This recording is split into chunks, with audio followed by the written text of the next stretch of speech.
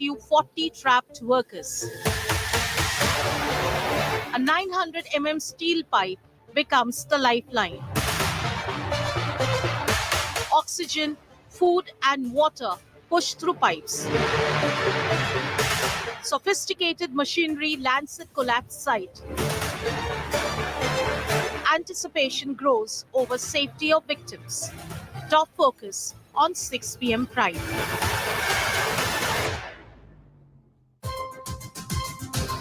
Thanks for watching India Today. I'm Nabila. Jamal. Our top focus this hour is the Uttarkashi tunnel collapse that's left nearly 40 people trapped. Unfortunately, the rescue teams there have swung into action for nearly 72 hours, but have not really managed to bring out 40 of those workers due to the heavy mounds of debris that's blocked off ways into where they exactly are located. Though they've established communication, they are unable to pull them out because of the intensity and the pile of debris that's basically blocking off rescue teams from reaching the epicenter and bringing those workers out safe. Though oxygen, food, etc. is being supplied through a pipe, India Today is on top of the story, very closely tracking this as family members of those workers are now very worried, anxious about their loved one's safety. We're going to take you through those details. It is a hectic mission for the government, undoubtedly, but all those details right here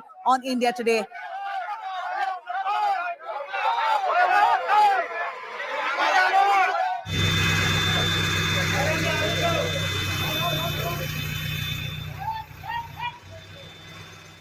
Rescue operations at the Uttarkashi tunnel enters day 4.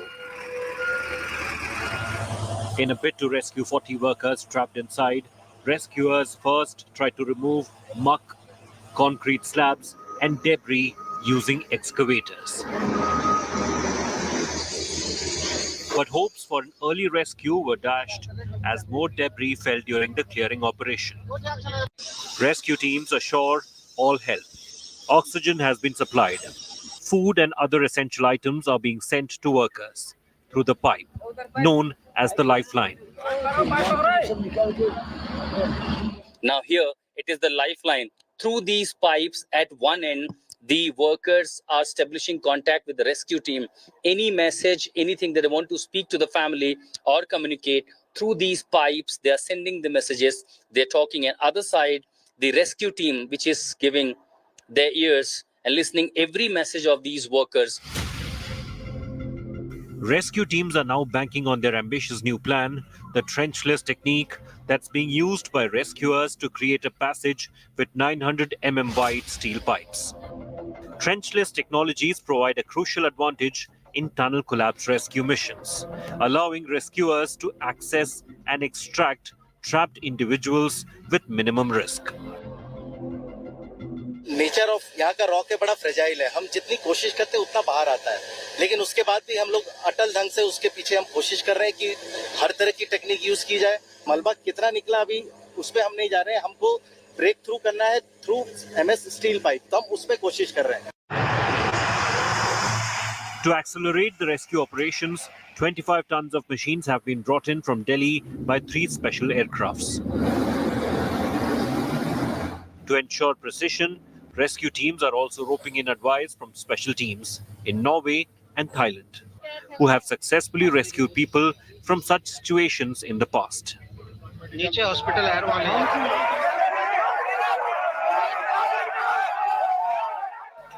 Now, with each passing hour, family members and workers are losing patience.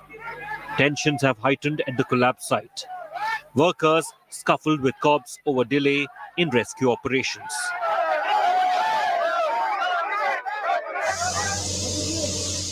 With more machinery being brought in, there's now hope of an early and successful mission.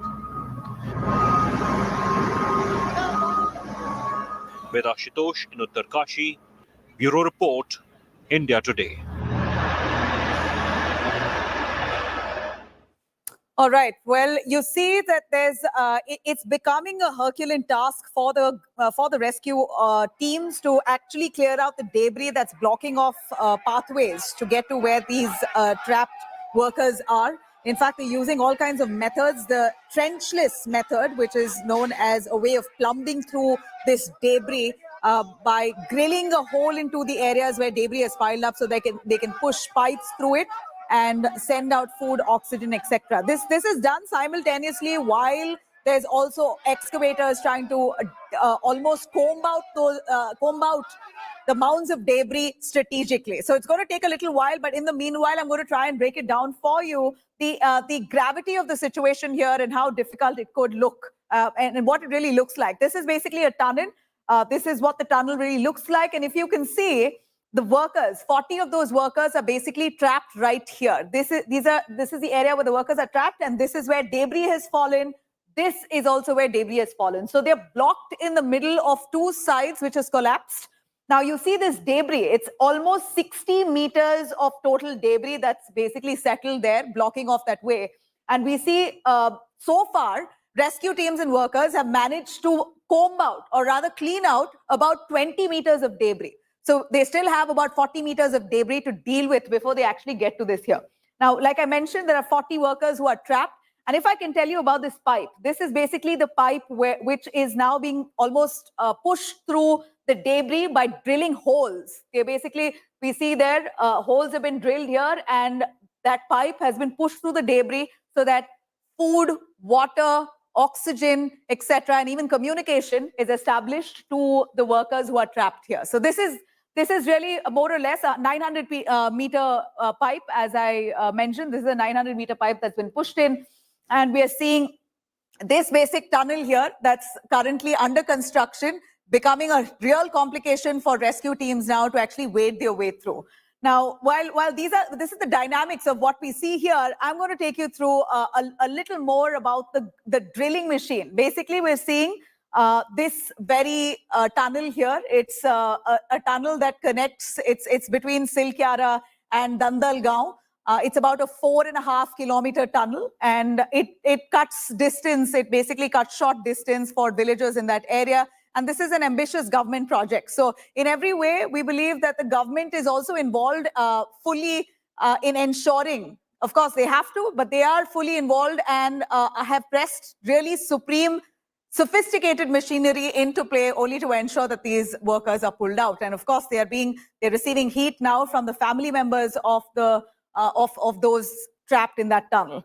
Now, this is a little look at the auger machine. This is a tool which rescue teams are currently using. Basically, this is what is used to push in that pipe.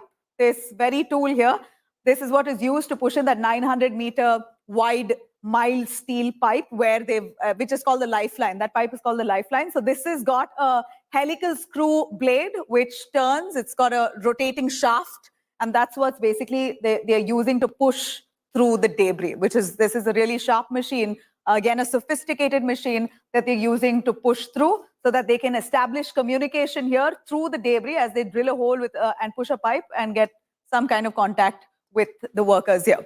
Now, well, this is the kind of machine that are being pressed into action. But at the same time, a quick look into again the dynamics of this tunnel here. It's happened in Uttarakhand, Uttarkashi, where we know that this tunnel is an ambitious government project. It's about 2,340 meters deep. This tunnel is that deep.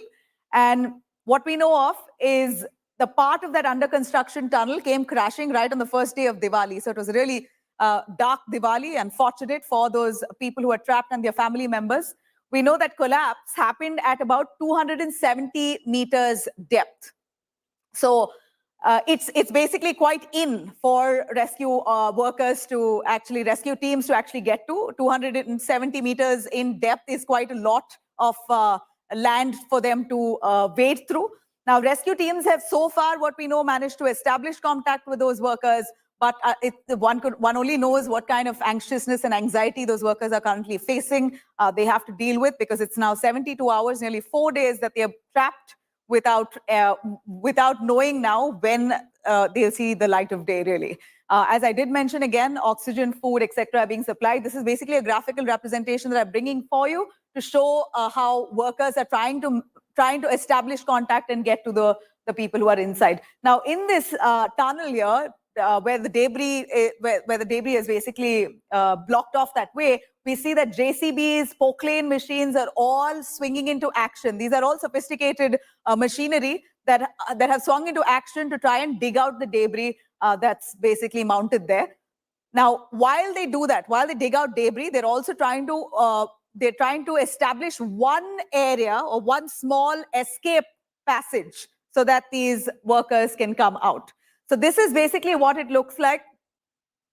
As we see the visuals on your screens here, these are rescue operations that are going on right from day one. It's now day 4, and it's a real hectic task. What I can tell you for sure is that the government is doing all that it can to ensure that the workers, the 40 workers, are brought out. In fact, they have contacted experts from Thailand and Norway, where we believe that a similar mission, in fact, a Tham Long cave rescue that was carried out back in 2018. This was a mission that was carried out in Thailand, and that you see on your right-hand sides in 2018.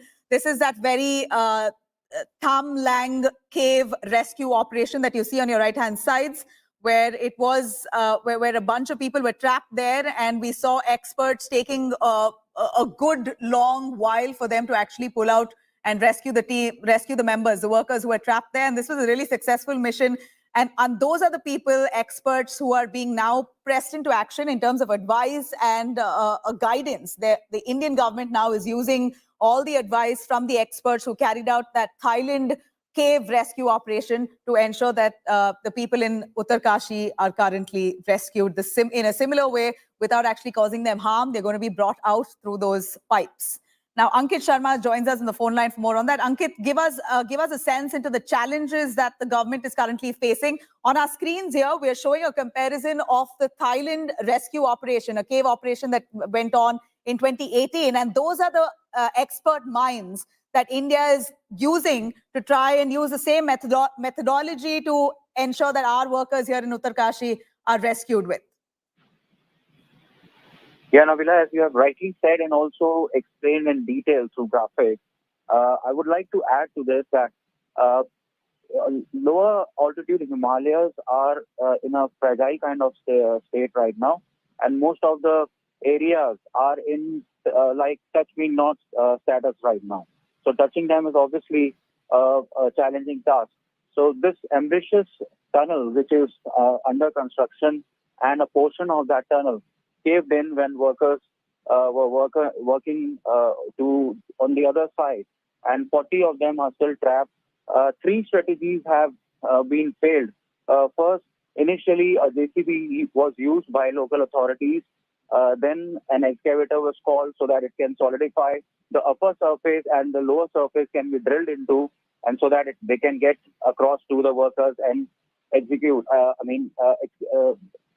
Evacuate them in lesser time. But it also failed. Then an auger machine was called in and a driller was used, but the driller could not successfully hole into the debris because the debris is a mixture of materials right now, and the authorities are clueless as of Right. what is there on the other side or in the midst of debris. Right, right. All right, Ankit, thank you very much. We know that these efforts are being put into place, but so far the challenges are huge because it appears that the debris that was cleared, as much as they're trying to clear it, there's more debris that's falling off. We're really wishing the rescue teams all the luck, and prayers going out to the families whose loved ones are currently trapped. Now, shifting our focus here to what's happened in Doda. At least 37 people have died in a major bus accident in Jammu and Kashmir's Doda district. A passenger bus falls into a deep gorge, killing dozens of people. The bus carrying at least 55 passengers skidded off the road, fell 300 feet downhill into a deep gorge in Asar area this morning. In fact, we see helicopter service now pressed into action as they pull out people who fell into the gorge. They are being airlifted.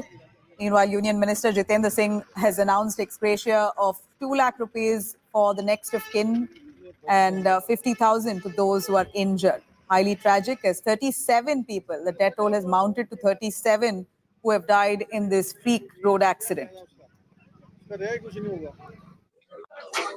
The bus fell down about nearly as much as 300 feet into a gorge.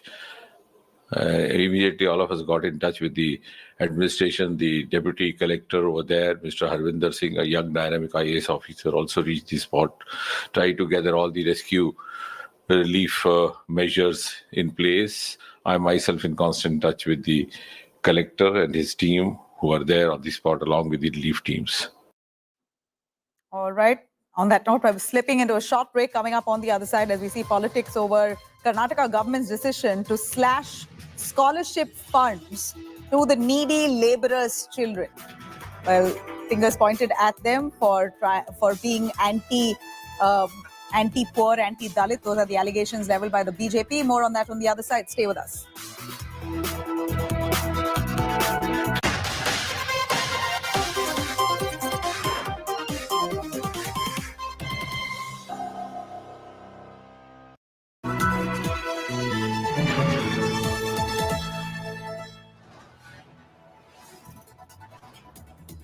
You are watching India Today, powered by Finest, Be Sustainable Change, a BNP Group company.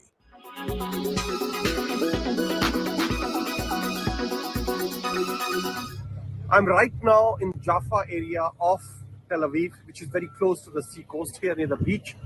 And what you can see behind me here, the damaged house, that is where the one of the Hamas rockets fell and hit the ground, the residential area in Jaffa. And you can see the kind of damage it has done. It's been more than 2.5 hours now, and still the fire department people and other rescue officers are around here. And it is reported that about 3 people got injured in this rocket attack, one of them critically. And it is a Christian cemetery, and you can see it around. And this is a children's area, children's playing area where this is it. This is where this is very close to the area where children play. And you can see I have a piece of the rocket in my hand. These are kind of splinters which went all around. And if children were playing in this area, probably a lot of children would have got hurt and would have died. And still one person is critical and 2 are critically injured. And right now still rescue work is going on. This is Rajesh Pawar from Jaffa, Tel Aviv for India Today.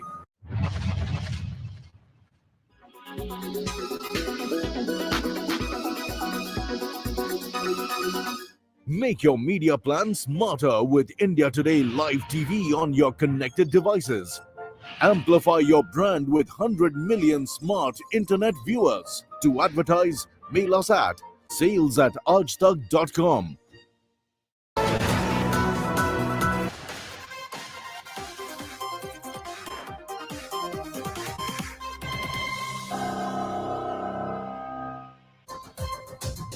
Now, politics has erupted over decision of the Karnataka government to cut down scholarship funds. The Siddaramaiah government has decided to slash scholarship amount for children of construction laborers by nearly 60%. The Labour Department of the Karnataka government has cited insufficient funds. In fact, the government has attributed the decision to cut funds due to high volume of applicants. According to Karnataka government, a total number of applicants received this year. The applications that came into them this year were nearly 13 lakhs. And this is a massive jump of 10 lakhs. It was 3 lakhs a year earlier, and we're seeing nearly 13 lakhs now, exceeding the budget even allocated to that very department. It's further added that the initial budget was about 500 crores. After high application surge, it amounted to nearly 1,600 crores. And as we know, we see the Congress government already cash-strapped with all the freebies that they've announced, the 5 guarantees that they've announced. They already are struggling with funds in the state. Now, it appears that they're not able to accommodate this surge in applicants in that very sector. Meanwhile, the BJP has slammed the Congress government, calling it anti-Dalit and anti-poor. BJP has gone on to accuse the Congress of appeasement politics, adding that Karnataka should reconsider their decision. The reason is, before our government could come into power, when BJP was ruling, the cess collected money was around about 13,000 crores. Before BJP government could go out of the power, the money which they have left to us is 6,500 crores. So in span of 3 years, they have spent around about 6,500 crores. Our revenue as collection is only 1,000 crores. So they need to understand. Most of the people, they know it, but just because of political, mileage, to get a mileage, this is what they are trying to do.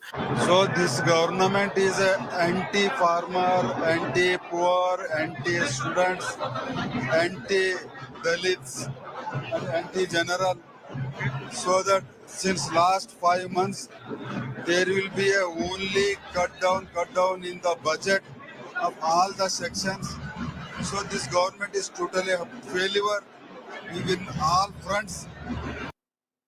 All right, let me cut across to Anagha Keshav, our correspondent, joining us for more on that. Before that, a quick look at the image that we have on your screens. It's basically the comparison to the existing course and the revised, basically what was promised and what has been revised in the last few weeks. It appears that what was promised, nearly 60,000 for MBBS, if you see at the fag end of that list there, almost we at this point we see, okay, let's start with the first BTech 50,000.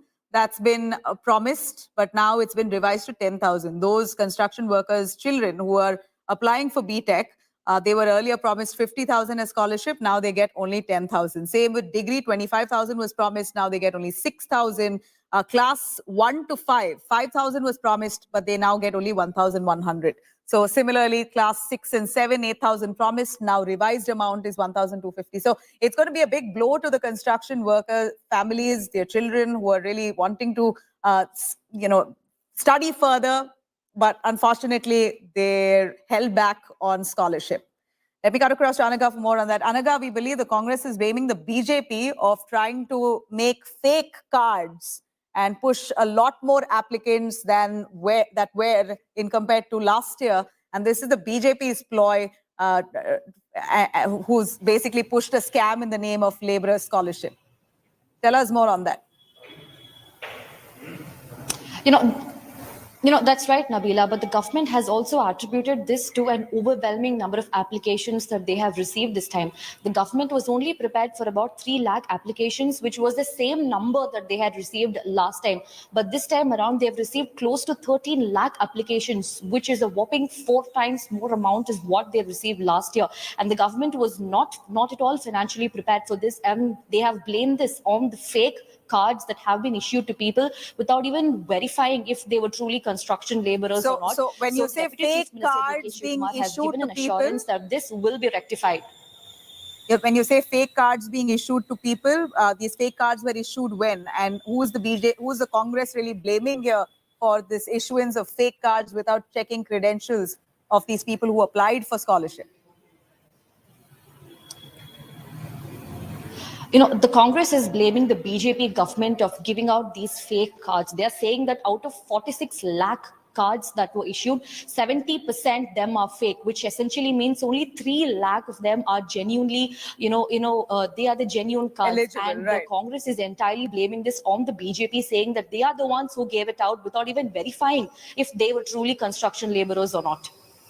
All right, we got your point, Anagha. Thank you very much for joining us on that. Well, it's unfortunately now even the eligible students have to are basically held back with limited scholarship funds after what was promised earlier. We're going to continue tracking those developments, but thank you very much for watching. You could log on to indiatoday.in. You could also download our app for a lot more news and updates. But as we gear up for the upcoming assembly elections, just around 5 state election results all around the corner, there's a lot of action happening, which you can get right on your phone. Scan this QR code to join India Today on WhatsApp with the #1 election team. Get all the accurate election updates right on your phone. Thank you.